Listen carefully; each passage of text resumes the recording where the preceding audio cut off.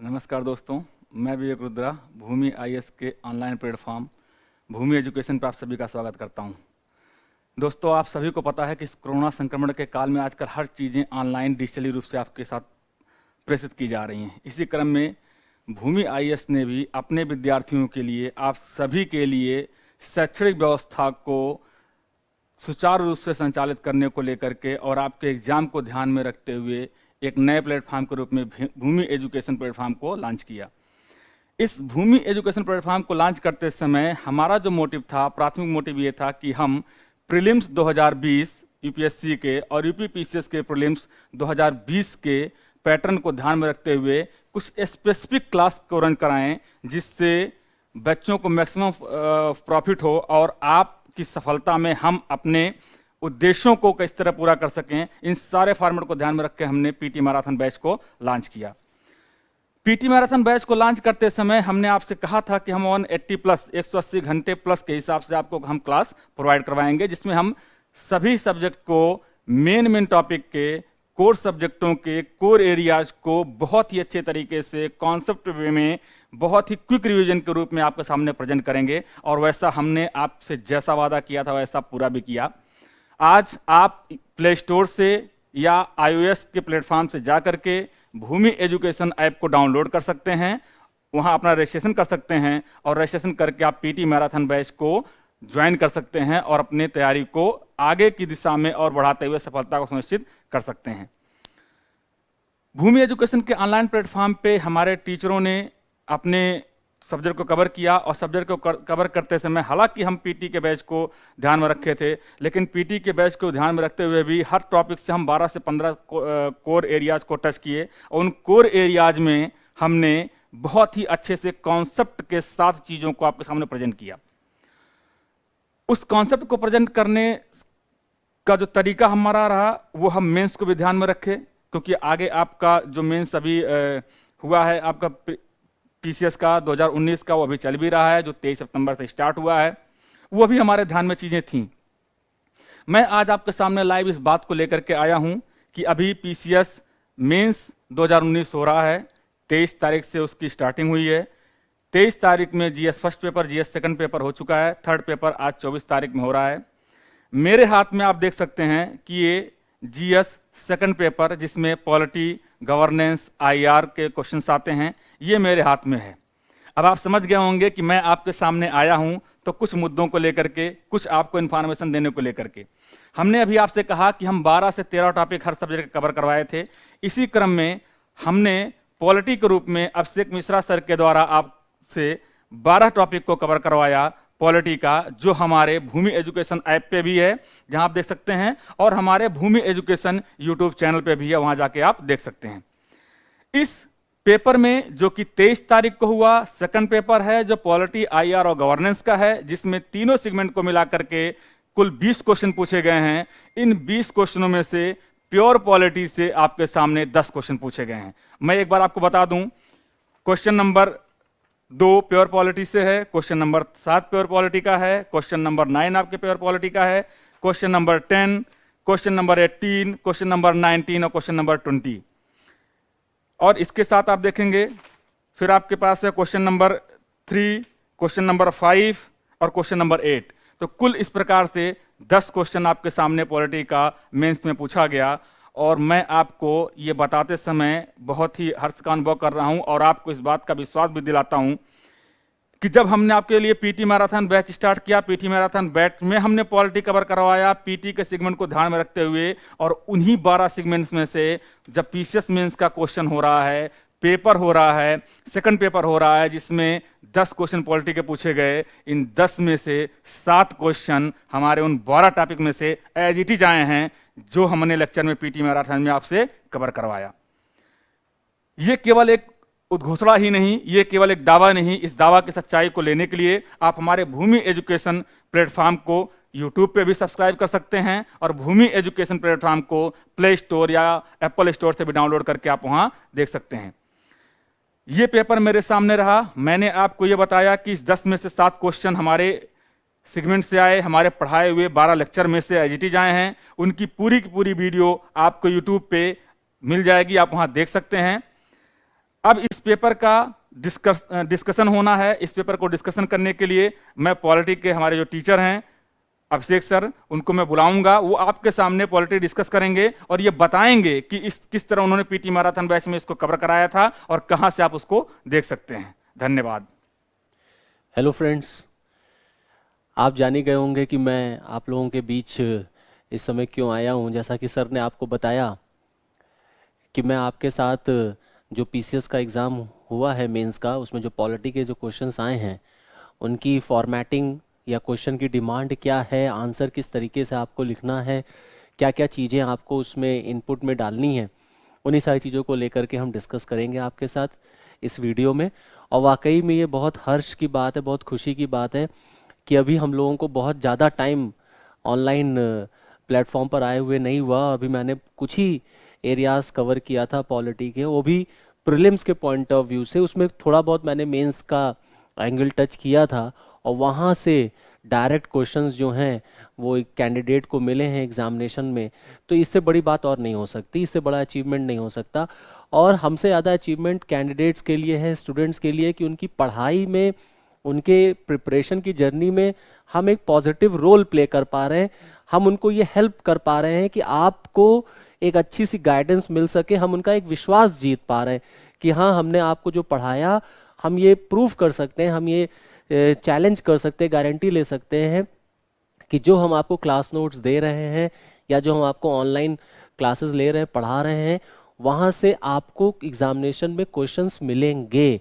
और अगर आपने मेहनत की है, आप उस गाइडेंस के अकॉर्डिंग काम कर रहे हैं, तो वाकई में आप सक्सेसफुल हो सकते हैं। तो इस आधार पर, इस विश्वास के साथ हम लोगों ने अपना ये जो प्रोग्राम है, जो ये सेशन है, इसको लॉन्च किया और आगे भी हम इसको कंटिन्यू करेंगे। और हम उसमें ये उम्मीद करेंगे कि जो कुछ भी हम आपके साथ डिस्कस कर रहे हैं वो to the point, to the target होना चाहिए और सिर्फ सिलेक्शन एम होना चाहिए कि किसी भी तरह से हमें कैंडिडेट का सिलेक्शन करवाना है, उसको एग्जामिनेशन में क्वेश्चंस मिलने चाहिए। पढ़ाने को तो आदमी बहुत कुछ पढ़ा सकता है और कैंडिडेट बहुत कुछ पढ़ते भी रहते हैं। इतना सारा मैटर है मार्केट में, कैंडिडेट जनरली कंफ्यूज हो जाते हैं कि what to study and what not to study. और आयोग के जो एग्ज़ाम्स हैं यूपीएससी के और स्टेट के, वो इतने वास्ट सिलेबस पे होते हैं कि कैंडिडेट्स कई साल तो इसी कंफ्यूजन में रहते हैं कि हम कहाँ से क्या चीज़ लें और क्या चीज़ हम कहाँ से पढ़ें। अगर उन चीज़ों को हमने थोड़ा सा समराइज़ करके कैंडिडेट को सही गाइडेंस दे दिया और कैंडिडेट की लाइफ में, एक स्टूडेंट की लाइफ में हम थोड़ा सा चेंज ले आए, उसको हमने नथिंग से समथिंग बनने में अगर कुछ हेल्प कर दी, तो इससे बड़ा अचीवमेंट लाइफ में नहीं हो सकता। इसी क्रम को, इसी सीक्वेंस को आगे बढ़ाते हुए हम लोग अपने टॉपिक पे आते हैं और एक एक क्वेश्चंस को हम लोग फ्रेमिंग को समझते हैं और उसमें क्या लिखना है उसको हम लोग डिस्कस करते हैं। देखिए, जो क्वेश्चन हम आपके साथ डिस्कस करने जा रहे हैं, ये आपको मालूम है, ये मेंस के पॉइंट ऑफ व्यू से है। मेंस में ये क्वेश्चंस आए हुए हैं। मेंस का पेपर लिखते समय सबसे इम्पॉर्टेंट पॉइंट जो होता है, बात जो होता है, वो ये है कि always try to stick to the word limits. जो भी क्वेश्चन की वर्ल्ड लिमिट डिमांड कर रही है, आयोग ने आपको जो वर्ल्ड लिमिट दी है, आप पूरी कोशिश करेंगे एग्जामिनेशन हॉल में कि हम उसी वर्ल्ड लिमिट में रहें। कुछ अप एंड डाउन हो सकता है, उसका रिलैक्सेशन रहता है, बट अच्छा यही होगा कि आप उस वर्ल्ड लिमिट को ज़्यादा ना क्रॉस करें। जैसे फॉर एग्जांपल 125 वर्ड्स में सेक्शन ए में क्वेश्चंस आए हुए हैं, उसमें 2 पॉलिटी के क्वेश्चन आपको मिलेंगे। आप भूमि एजुकेशन के ऐप से इसको आप चेक भी कर सकते हैं और यूट्यूब चैनल पर भी आप इसको देख सकते हैं। तो अगर आप देखेंगे कि 125 वर्ड्स में एग्जामिनर ने कहा है, that means you have to write this answer in 125 words, within 125 words. 125 word का अप एंड डाउन 130 तक चल सकता है, 135 हो सकता है, लेकिन ये 150, 180, 200 नहीं होना चाहिए, क्योंकि फिर वो नेगेटिव क्रॉस करने लग जाता है, फिर वो नेगेटिव मार्किंग चल जाती है, वहाँ से फिर कैंडिडेट के नंबर रिड्यूस होने लग जाते हैं। आप जब नंबर वर्ल्ड लिमिट क्रॉस कर जाते हैं तो एग्जामिनर के पास ये अधिकार है कि वो आपके नंबर को रिड्यूस कर ले। तो इसलिए हमेशा कोशिश करिए कि हम 125 में कहा गया है या जो भी वर्ल्ड लिमिट है, हम उसी में रहें। दूसरी चीज़, जब भी आप क्वेश्चन लिखेंगे तो आप ये कोशिश करेंगे कि हमें एग्जामिनर को कंफ्यूज नहीं करना, हमें एग्जामिनर को बेवकूफ़ नहीं बनाना, हमें एग्जामिनर को इधर उधर जो है लेफ्ट राइट नहीं दिखाना उसको। हमें कोशिश करनी है जो कैंडिडेट जो जो क्वेश्चन एग्जामिनर ने पूछा है हमसे, हम उसी को स्टिक रहें, और जो क्वेश्चन की डिमांड है हम उसको फुलफिल करें। क्वेश्चन की डिमांड करना, ये फुलफिल करना, ये सबसे इंपॉर्टेंट पॉइंट होता है। क्वेश्चन पूछा कुछ जाता है, कैंडिडेट कुछ और लिखाते हैं, और क्वेश्चन पूछा कुछ जा रहा है, आपने आंसर कुछ और लिख दिया, और फाइनली फिर आप कहेंगे हमने तो आंसर बहुत अच्छा लिखा था लेकिन नंबर नहीं मिले। नंबर इसीलिए नहीं मिले क्योंकि आपने लिखा तो, लेकिन आपने उस क्वेश्चन की डिमांड नहीं पूरी की। अब ये जो आयोग का जो पेपर है स्टेट का, यूपीपीसीएस का, यूपीएससी के बाद अगर सबसे अच्छा एग्ज़ाम कोई माना जाता है तो वो Uttar Pradesh public service commission का। अब ये वो एग्ज़ाम नहीं रहा, अब ये वो दौर नहीं रहा जब आयोग जो है वो ग्रेजुएशन लेवल के क्वेश्चंस पूछता था डायरेक्ट। अब जो भी क्वेश्चन पूछे जाते हैं वो मेनली एनालिटिकल होते हैं, जैसे सिविल सर्विसेज में क्वेश्चन आते हैं उसी लाइन पर एग्जामिनर यहाँ पर भी स्टेट लेवल पर भी क्वेश्चन पूछता है।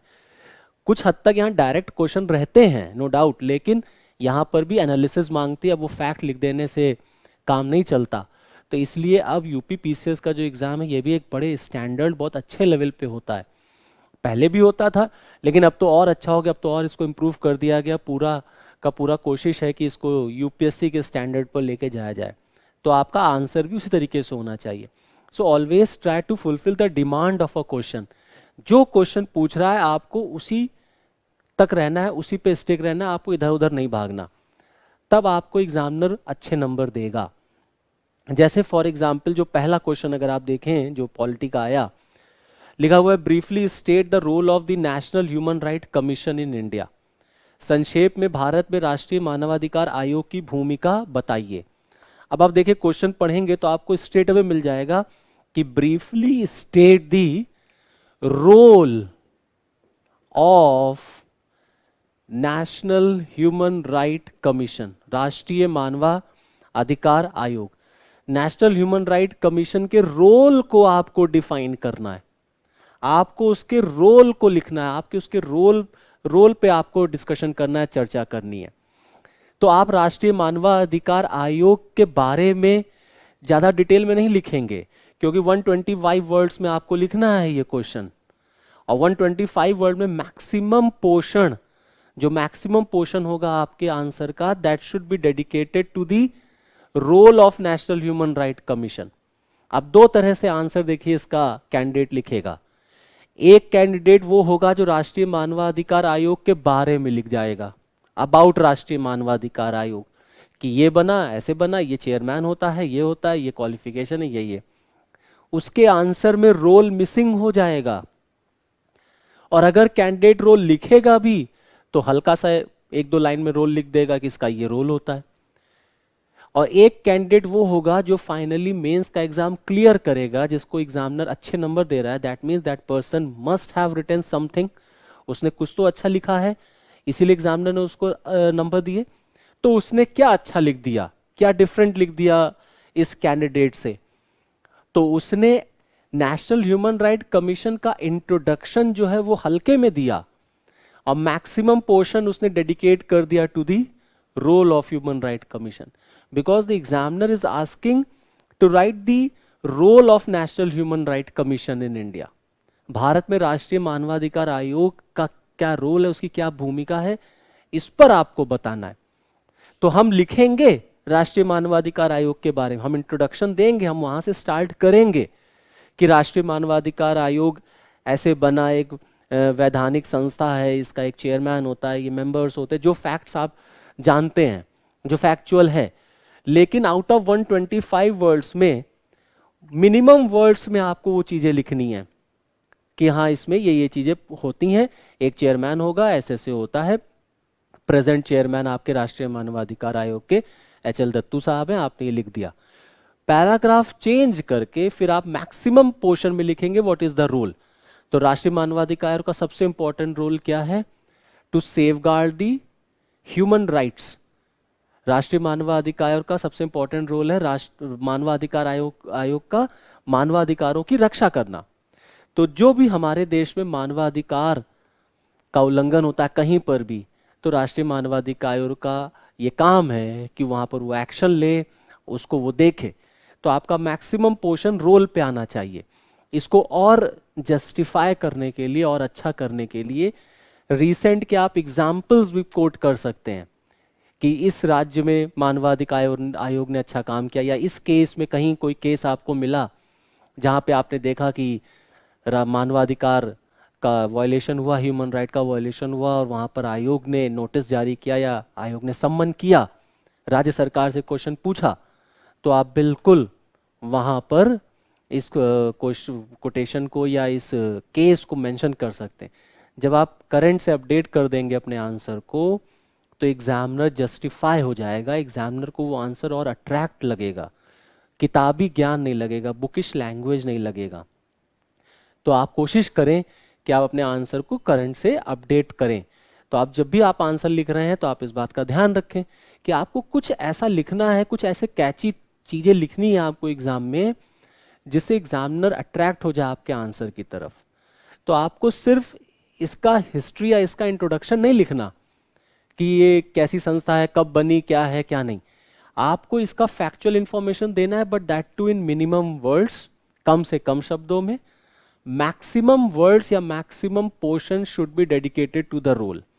और जब आप रोल लिखेंगे तो उस रोल में आप करंट से इसको रिलेट कर सकते हैं कि हाँ अभी उत्तर प्रदेश में या किसी भी राज्य में या नेशनल लेवल पर भी आप देखेंगे तो अक्सर कोई ना कोई ऐसी घटना होती रहती है जहाँ पर पुलिस के अगेंस्ट या एडमिनिस्ट्रेशन के अगेंस्ट ऐसे केसेस होते रहते हैं, और राष्ट्रीय मानवाधिकार आयोग जो है वहाँ पर इंटरफेयर करता है, और मानवाधिकार आयोग जो है राज्य सरकार से क्वेश्चन पूछता है या सम्मन करता है। तो उस चीज़ को भी आप एग्जाम्पल के थ्रू अपने आंसर में लिख सकते हैं, तो वो आपके आंसर को और जस्टिफाई कर देगा और अच्छा कर देगा। क्लियर यहाँ तक? नेक्स्ट अगर हम लोग देखें क्वेश्चन जो पॉलिटी से आया, the philosophy of Indian democracy is embodied in the preamble of the constitution of India, explain. भारतीय लोकतंत्र का दर्शन भारतवर्ष के संविधान की प्रस्तावना में सन्निहित है, व्याख्या कीजिए। अब क्वेश्चन को पहले समझना बहुत जरूरी है कि क्वेश्चन डिमांड क्या कर रहा। जब तक आपको डिमांड नहीं पता क्वेश्चन की, आप आंसर लिख नहीं पाएंगे। क्वेश्चन कह रहा the philosophy of Indian democracy is embodied in the preamble of the constitution of India. भारतीय लोकतंत्र का दर्शन संविधान में है। अब यहां पर दो चीजें, एक इंडियन डेमोक्रेसी और एक प्रियम्बल। अब क्वेश्चन पूछ रहा भारतीय लोकतंत्र का जो दर्शन है, मींस हमारा जो लोकतंत्र है, उस लोकतंत्र के बारे में प्रस्तावना में बताया गया, आपको व्याख्या करनी है, एक्सप्लेन करना है। तो इस क्वेश्चन को भी आपको 125 वर्ड्स में लिखना है। तो आपको ध्यान रखना है कि हमारा 125 वर्ड की जो लिमिट है वो क्रॉस नहीं होनी चाहिए, कोशिश ये करनी है। तो यहां पर एक पार्ट आ गया आपका इंडियन डेमोक्रेसी, भारतीय लोकतंत्र, और दूसरा पार्ट आ गया आपका प्रियम्बल, प्रस्तावना। क्लियर? एक पार्ट आ गया इंडियन डेमोक्रेसी और एक पार्ट आ गया प्रियम्बल। तो भारत की प्रस्तावना को आप पढ़ेंगे तो वहां पर आपको भारत को एक लोकतांत्रिक गणराज्य कहा गया है। अब जनरली क्या है कि कैंडिडेट क्वेश्चन पढ़ रहा है तो कुछ कैंडिडेट खाली प्रियम्बल ही लिख डालेंगे कि प्रस्तावना संविधान की ये कहती है, उसके वर्ड्स को, वो की वर्ड्स को एक्सप्लेन कर डालेंगे। कुछ लोग खाली लोकतंत्र को एक्सप्लेन कर देंगे। तो यहाँ पर दो वर्ड है, एक इंडियन डेमोक्रेसी और एक प्रियम्बल। अब हमको ये जस्टिफाई करना है कि the philosophy of Indian democracy is embodied in the preamble of the constitution of India.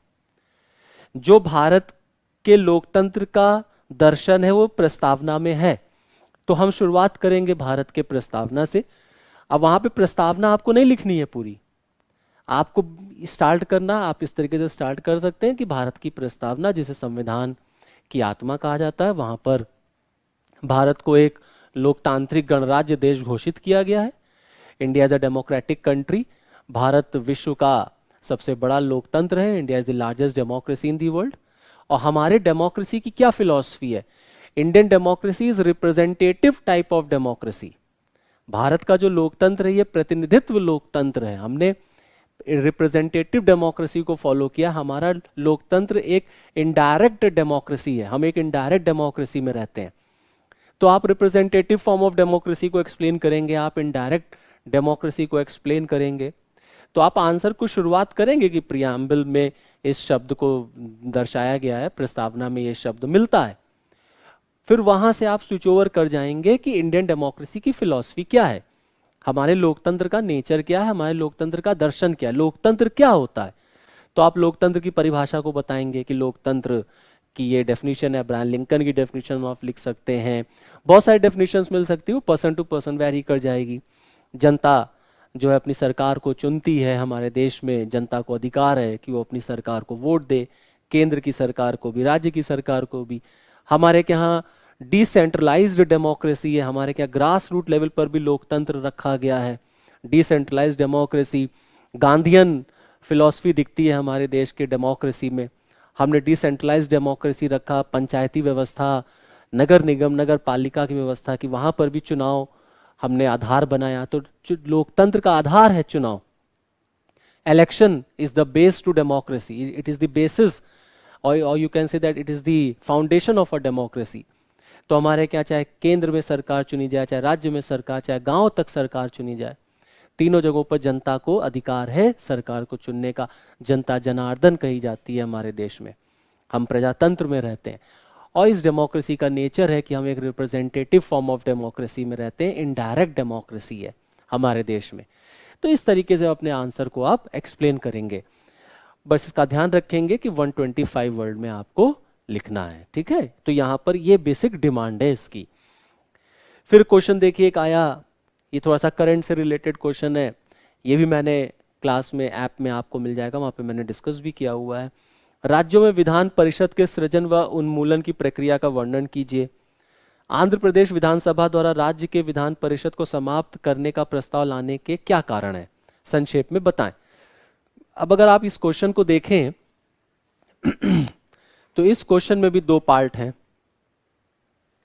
यहां पर भी आपको क्वेश्चन के दो पार्ट मिलेंगे। एक पार्ट मिलता है अबाउट विधान परिषद और एक पार्ट मिलता है आपको आंध्र प्रदेश का स्टेप, कि आंध्र प्रदेश ने स्टेप लिया विधान परिषद को एबॉलिश करने का। विधान परिषद मतलब लेजिस्लेटिव काउंसिल। अब यहां पर लेजिस्लेटिव काउंसिल के बारे में फर्स्ट पार्ट है, ये first part of the question है, और इसको उन्होंने ऐड कर दिया करंट अफेयर से, क्योंकि ये करंट में था। आंध्र प्रदेश सरकार ने एक प्रस्ताव पास किया था विधान परिषद को एबॉलिश करने का। पहला पार्ट कह रहा है विधान परिषद के क्रिएशन का और एबॉलिशन का, विधान परिषद के क्रिएशन का और एबॉलिशन का, मतलब सृजन का और उन्मूलन का, एबॉलिशन का, ये आपको बताना है। और फिर दूसरे पार्ट में कह रहा है कि आंध्र प्रदेश विधानसभा द्वारा राज्य के विधान परिषद के समाप्त के प्रस्ताव को लाने के क्या कारण थे। तो why did the Andhra Pradesh state assembly pass a resolution to abolish the state legislative council, explain in short. मतलब आपको बेसिकली रीजंस देने हैं, आपको वो कारण बताने हैं, वो कॉजेस बताने हैं जिनकी वजह से विधान परिषद को एबॉलिश करने के लिए आंध्र प्रदेश सरकार ने, आंध्र प्रदेश विधानसभा ने प्रस्ताव पास किया। अब हम पहले बताएंगे, बहुत सिंपल सा क्वेश्चन है, इसमें कोई बहुत रॉकेट साइंस नहीं है। फर्स्ट पार्ट में आपको कॉन्स्टिट्यूशनल प्रोविजंस को लिखना है, बताना है कि कैसे क्रिएट करते हैं हम विधान परिषद को, कैसे एबॉलिश करते हैं। बट देखिए ये सभी लोग लिखेंगे, ये सभी लिख देंगे कि कौन सा आर्टिकल क्रिएशन का है, एबॉलिशन का है। आपने बताना शुरू किया 168 और 169। 168 आपका स्टेट लेजिस्लेचर है, 169 में आपका विधान परिषद आता है।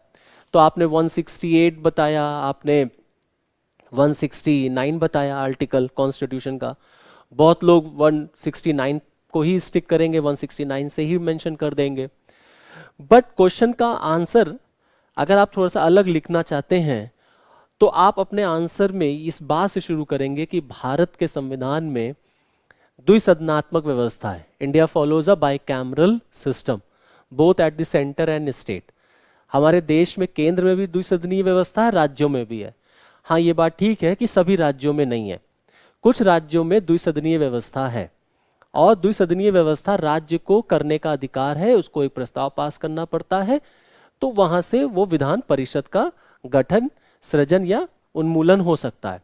बहुत सारे राज्य रहे हैं जहां विधान परिषद पहले थी, उसको हटा दिया गया, और बहुत सारे ऐसे राज्य हैं जो विधान परिषद बनाना चाहते हैं। तो ये एक कंपल्शन नहीं है कि आपको राज्यों में द्विसदनीय व्यवस्था रखनी ही रखनी है, जैसे केंद्र में है, लेकिन केंद्र और राज्य दोनों के लिए द्विसदनीय व्यवस्था रखी गई।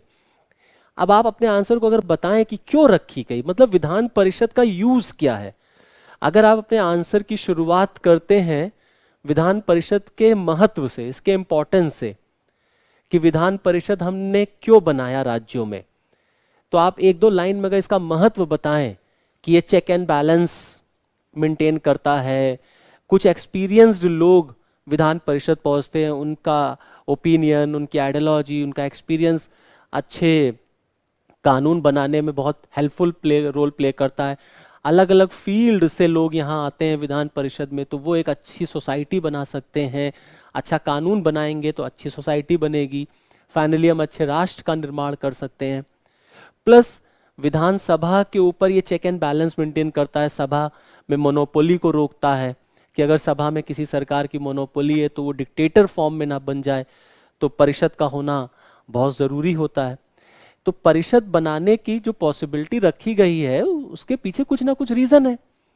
तो क्या रीज़न है, क्या उसका इंपॉर्टेंस है, क्या उसके यूजेस हैं, अगर आप इससे इस क्वेश्चन की शुरुआत करेंगे तो आपके आंसर को एक स्ट्रेंथ मिलेगा और थोड़ा आप एग्जामिनर को दिखा पाएंगे कि आपके पास एक होलिस्टिक अप्रोच है। मीन्स आप रटे रटाए नहीं आए कि आपने बुक पढ़ के आर्टिकल्स याद करके खाली आप आ गए, क्योंकि आपको ग्रेजुएशन वाले आंसर का टच नहीं देना है, आपको ग्रेजुएशन वाले आंसर की फीलिंग नहीं आनी चाहिए।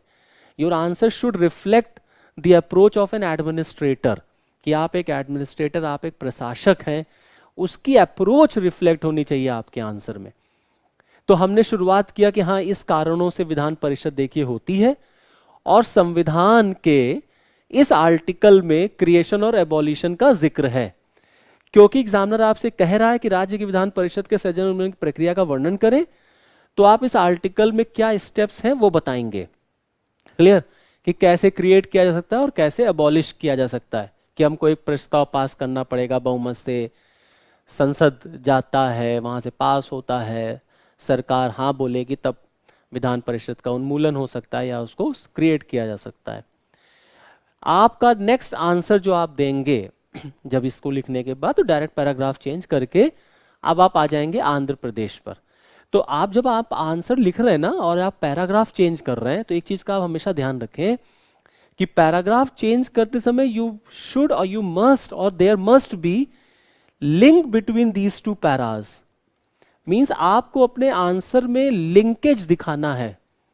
एक लिंकेज मतलब एक फ्लो, एक रिदम होना चाहिए। तो जैसे आपने इसको लिखा, फिर आप एंड कर सकते हैं फर्स्ट पैरा इस तरीके से कि अभी हाल ही में आंध्र प्रदेश विधान परिषद जो है बहुत चर्चा में था, क्योंकि वहाँ की विधानसभा ने विधान परिषद के एबॉलिशन के लिए, उन्मूलन के लिए एक प्रस्ताव पास किया। अब वो पूछ रहा है एग्जामिनर कि क्यों पास किया, जिसके कारण निम्न थे। अब आप कारणों को बताएंगे, कारण की चर्चा करेंगे कि क्यों ऐसा विधान परिषद को एबॉलिश करने के लिए सभा ने प्रस्ताव पास किया। तो कारण की शुरुआत तो जब आंध्र प्रदेश की सरकार ने 3 कैपिटल को लेकर के प्रस्ताव पास किया, बस वहीं से वो लड़ाई शुरू हो गई कि वो प्रस्ताव जब विधान परिषद में गया तो उन्होंने सेलेक्ट कमेटी को भेजने के लिए कह दिया, तो वहीं से वो रिफ्ट आ गया। और आंध्र प्रदेश सरकार को लगा कि परिषद जो होती है वो डिले करती है लॉ को बनाने में, और कभी कभी परिषद में अगर आपकी मेजॉरिटी नहीं है तो अच्छे कानून आप नहीं पास करा पाते हैं, बहुत टाइम टेकिंग हो जाता है। तो वहाँ से थोड़ा सा वो anti flow, anti approach government के पास आ गई परिषद को हटाने के, परिषद का कोई यूज़ नहीं है, ऐसा राज्य सरकार को लगा। लड़ाई वही 3 कैपिटल्स को लेकर के शुरू हुई। और फिर उनका कहना था कि आंध्र प्रदेश ऑलरेडी जो है उसके ऊपर इतना फाइनेंशियल बर्डन है, और इतने करोड़, उन्होंने रफली एक आइडिया भी दिया कि नियर अबाउट 60 करोड़ रुपए खर्च हो जाते हैं परिषद को देखने पर। तो उन्होंने बताया कि एक मतलब एक पुअर स्टेट में इतना पैसा जो है वो अगर परिषद के ऊपर खर्च होगा तो वो भी जो है ठीक आइडिया नहीं है, और इसको ज़रूरत नहीं है परिषद को रखने की, इसको हटा देना चाहिए। और वैसे भी आंध्र प्रदेश की जो विधान परिषद है वो एबॉलिश हो चुकी है, उसका आंध्र प्रदेश का गठन जो है आंध्र प्रदेश विधान परिषद का गठन 1958 में किया गया। फिर उसको एबॉलिश कर दिया गया था 1985 में, और फाइनली फिर उसको रिकॉन्स्टिट्यूट किया गया 2007 में। तो ऐसा नहीं है, हिस्ट्री रहा है उसका। तो वहाँ से ये कारण उठ के चले आए। तो आप उन कारणों की चर्चा करेंगे कि हाँ ये कारण थे, क्योंकि एग्जामिनर आपसे कह रहा है कि उन कारणों की चर्चा करें। तो आपने कारण बताए और फिर फाइनली आप आंसर को लिखेंगे, कंक्लूड करेंगे कि ये राज्य सरकार के ऊपर डिपेंड नहीं करता। राज्य सरकार का काम होता है प्रस्ताव पास कर देना। अभी केंद्र के पास अब है, केंद्र अब देखेगा, संसद तय करेगी, वहां से फिर राष्ट्रपति द्वारा एक नोटिफिकेशन जारी होता है, तब विधान परिषद जो है वो एबॉलिश होती है। इस तरीके से आप अपने आंसर को खत्म करेंगे, उसको एंड करेंगे। क्लियर? नेक्स्ट क्वेश्चन की तरफ अगर हम बढ़ें तो एक क्वेश्चन पूछा गया, ये भी बहुत करंट से क्वेश्चन है। Describe the main provisions of the citizenship amendment act 2019। इसको भी हमने डिस्कस किया हुआ है। मुख्य प्रावधानों को आपको बताना है सिटीजनशिप अमेंडमेंट एक्ट को लेकर के, ठीक। अब इसको भी आप कैसे लिखेंगे, तो स्ट्रेट अवे क्वेश्चन आ गया है, मेन प्रोविजंस आपको बताने हैं सिटीजनशिप अमेंडमेंट एक्ट के। तो आप शुरुआत करिए सबसे पहले कॉन्स्टिट्यूशनल प्रोविजंस के थ्रू। पहले डिफाइन करिए नागरिकता क्या होती है, व्हाट इज सिटीजनशिप, या what do you mean by citizenship. तो आपने 2 लाइन में नागरिकता की परिभाषा दी, नागरिकता की definition the, that it defines the relationship between the nation and the people who constitute the nation. Citizenship का मतलब क्या होता है, that it defines the relationship between the nation and the people who constitute the nation. ये वो संबंध दर्शाता है राष्ट्र और लोगों के बीच में जिनसे मिलकर राष्ट्र का निर्माण होता है। और आप नागरिक हैं, तो नागरिक होने के साथ साथ आपके ऊपर कुछ जिम्मेदारियां आ जाती हैं, कुछ अधिकार भी दिए जाते हैं आपको। भारत के संविधान में भी ऐसा ही कुछ किया गया है। अब इंडियन कॉन्स्टिट्यूशन में आप पार्ट 2 का जिक्र कर सकते हैं कि संविधान का जो भाग 2 है, फ्रॉम आर्टिकल 5 to 11, वो नागरिकता से संबंधित है, सिटीजनशिप से रिलेटेड है। और हमारे देश में नागरिकता जो है वो 2 डायमेंशन से कंट्रोल होती है। One dimension is your constitutional provisions, that is from article 5 to 11, अनुच्छेद 5 से 11 तक। और दूसरा है आपका सिटीजनशिप एक्ट 1955 का, जो आपका सिटीजनशिप एक्ट है 1955 का। तो अगर हम सिटीजनशिप की बात करें तो एक सिटीजनशिप हमारा गवर्न होता है थ्रू कॉन्स्टिट्यूशन, संविधान के थ्रू, और एक सिटीजनशिप गवर्न होता है बाय एन एक्ट। और वो एक्ट कौन सा है, सिटीजनशिप एक्ट ऑफ 1955। अब आप सिटीजनशिप अमेंडमेंट एक्ट के बारे में बताएंगे तो आप बताएंगे इसी में अमेंडमेंट किया गया है। ये एक्ट आपको नहीं बताना है, आप बताएंगे that the present citizenship amendment act 2019 is basically an amendment in the Citizenship Act of 1955। तो 1955 में क्या संशोधन किया गया है, वो मेन प्रोविजंस आपको पॉइंट आपको बताने, क्योंकि आपके पास बहुत स्कोप नहीं है 125 वर्ड में लिखना है आपको।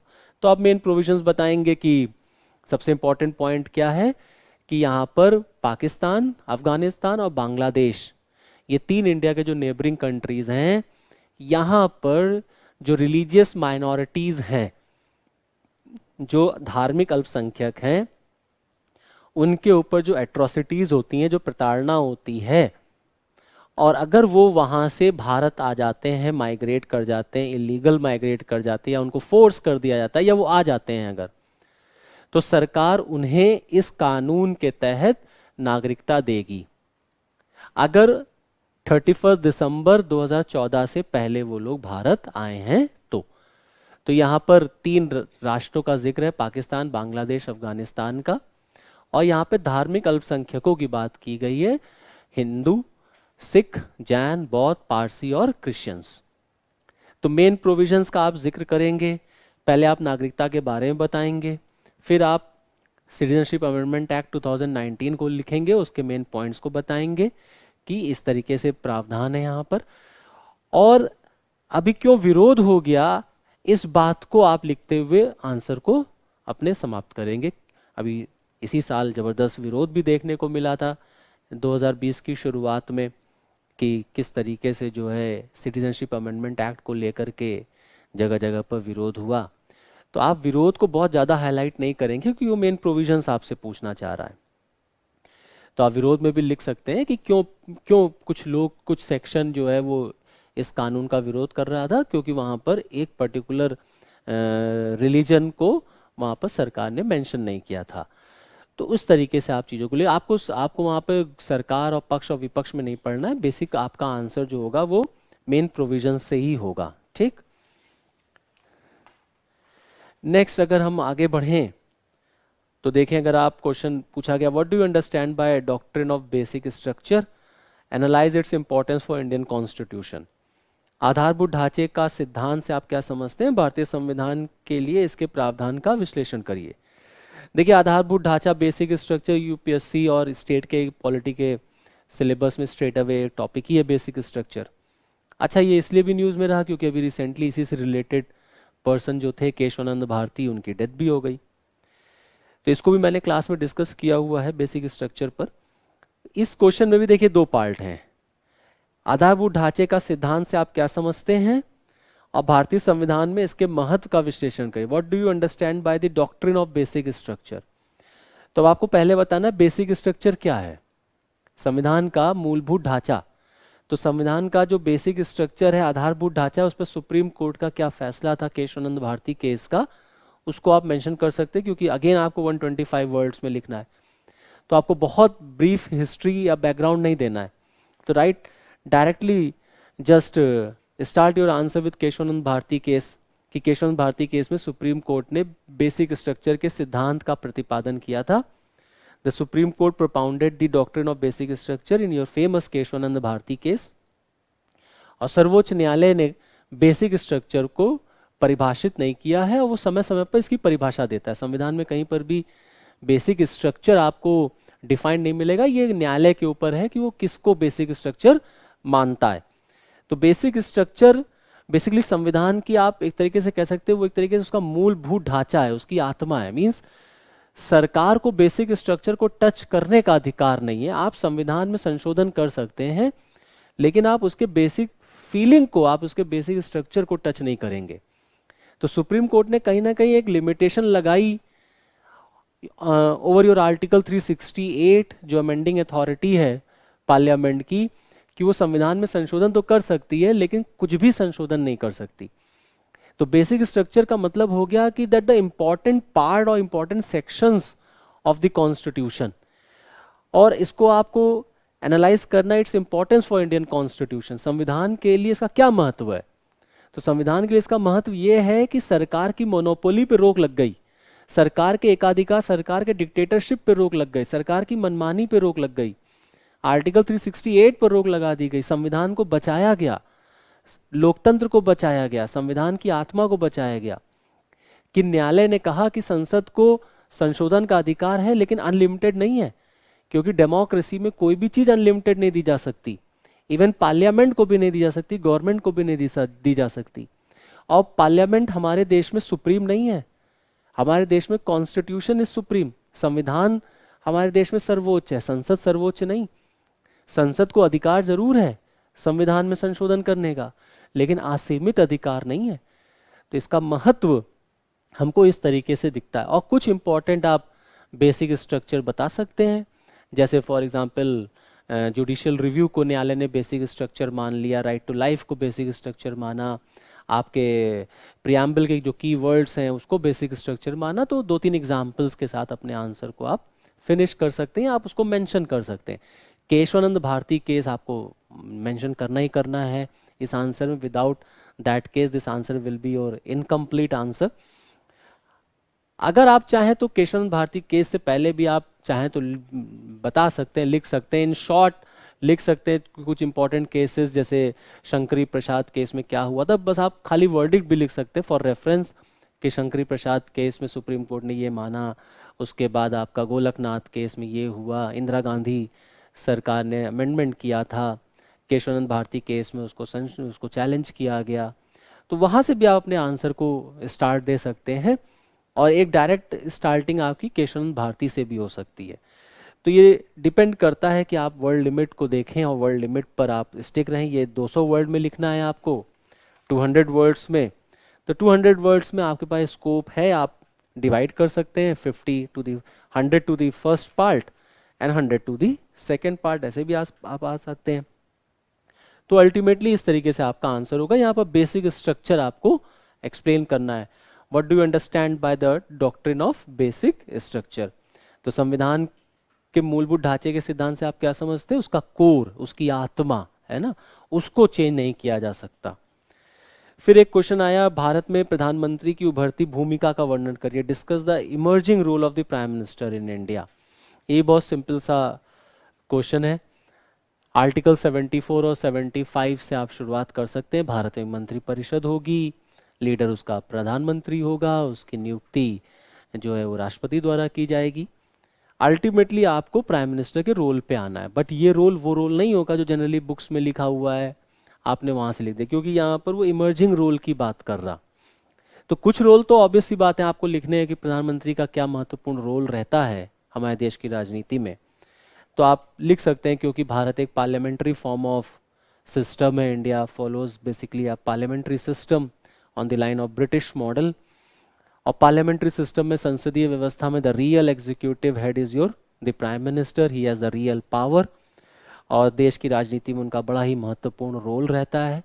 वो फॉलोइंग काम करते हैं, और उसको आपको करंट से लिखना है, क्योंकि इमर्जिंग रोल, आज की राजनीति में प्रधानमंत्री का रोल बहुत ही महत्वपूर्ण हो चुका है। प्राइम मिनिस्टर किस तरीके से लीड करते हैं देश को आप देख रहे हैं।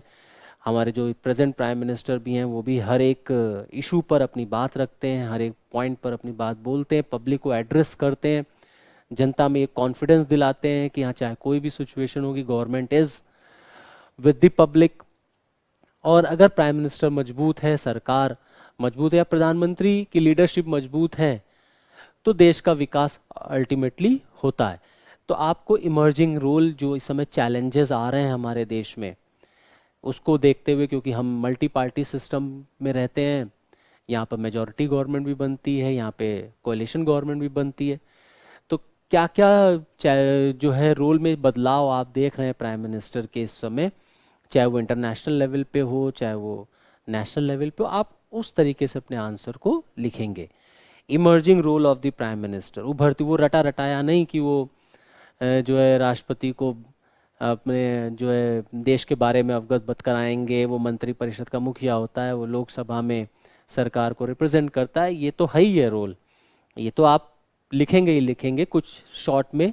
बट आज के पॉइंट ऑफ व्यू से, आज को देखते हुए आपको रोल को डिस्क्राइब करना है कि वो किस तरीके से अपनी गवर्नमेंट को लीड करते हैं।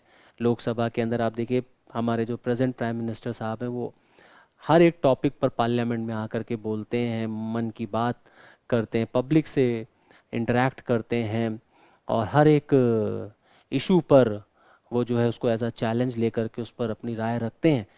तो जो इमर्जिंग रोल आ रहे हैं उन पर आपको आकर के लिए देखना, चाहे इंटरनेशनल लेवल पे एक्सटर्नल अफेयर हो, चाहे चाइना का इशू हो, चाहे पाकिस्तान का इशू, इवन यहाँ तक कि यूएनओ में भी और अमेरिका में भी आप देखेंगे कि हमारे प्राइम मिनिस्टर साहब किस तरीके से इंडिया को रिप्रेजेंट कर रहे हैं। तो ये रोल इमर्ज कर रहा है, क्योंकि अब वर्ल्ड ज्योग्राफी या वर्ल्ड जियो पॉलिटिक्स जिसे कहते हैं वो चेंज हो रही है। तो हमारे देश में क्योंकि ये सारा काम प्राइम मिनिस्टर को ही करना होता है, तो प्रधानमंत्री के सामने भी नई नई चुनौतियाँ आ रही हैं, वहाँ से उनके रोल जो है वो डिफाइन हो रहे हैं। ठीक है, फिर लास्ट क्वेश्चन आपका जो पॉलिटी से पूछा गया है 200 वर्ड्स में, examine the right to life in the constitution of India. भारत के संविधान में जीवन का अधिकार, इसकी आपको समीक्षा करनी है। तो राइट टू लाइफ, आर्टिकल 21, जीने का अधिकार। अब जीने के अधिकार को आपको एग्जामिन करना है कि जीने के अधिकार का क्या मीनिंग होता है, क्या मतलब होता है। तो जीने के अधिकार को आप लिखेंगे कि राइट टू लाइफ पर सुप्रीम कोर्ट ने क्या बोला, कि that right to life is not merely a right to life, it means a life with dignity. सरकार का ये कर्तव्य है कि वो अपने नागरिकों को एक सम्मानजनक जीवन दे सके। जीने के अधिकार का मतलब सिर्फ जीना ही नहीं होता, और सरकार का ये कार्य है, चाहे वो केंद्र की हो चाहे राज्य की, कि वो अपने नागरिकों के जीने के अधिकार की रक्षा करे, और जीने के अधिकार में नागरिक का सम्मान बरकरार रहना चाहिए, उसकी डिग्निटी, उसकी रिस्पेक्ट मेंटेन रहनी चाहिए।